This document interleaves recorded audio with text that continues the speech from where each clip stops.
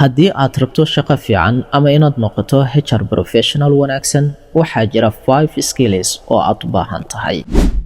Assalaamu calaykum everyone. Kusoo dhawaada channelkeena Wacyi. Maanta waxaan ka hadlaynaa top 5 HR skills everyone needs. Xirfadahan ma caawiyaan HR oo kaliya, waxay kaloo muhiim u yihiin students, employees, leaders and job seekers. Skillka koowaad aad u baahan tahay ayaa wuxuu yahay communication skills.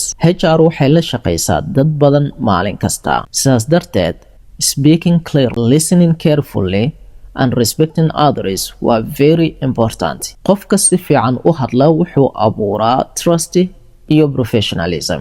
Skillka labaad aad u baahan tahay ayaa wuxuu yahay problem solving. Goobta shaqada mar walba waxaa jiri kara misunderstanding, stress and conflicts. HR waa inay si degan u xalisaa problem kasta. Good HR professional wuxuu raadiyaa solution, ma abuuro drama. Skillka saddexaad aad u baahan tahay ayaa wuxuu yahay organization skills. HR waxay maamushaa employee files, interviews, schedules and meetings. Haddii aad organized tahay, shaqadaadu way fududaanaysaa. Skillka afraad aad u baahan tahay ayaa wuxuu yahay leadership skills. Leadership macnaheedu ma ahan inaad boss tahay oo kaliya. Leadership waa responsibility, confidence and helping others grow. Skillka shanaad aad u baahan tahay waa technology and AI skills.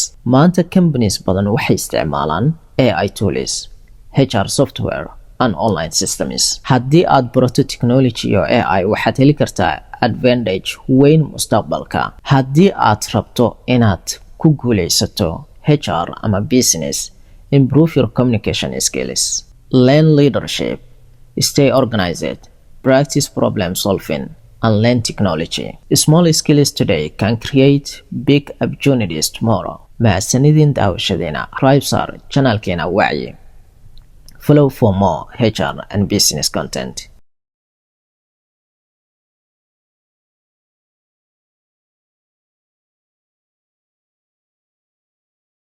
Haddii aad rabto content ku saabsan HR, business, interview tips, AI, career growth, subscribe channelkeena Wacyi.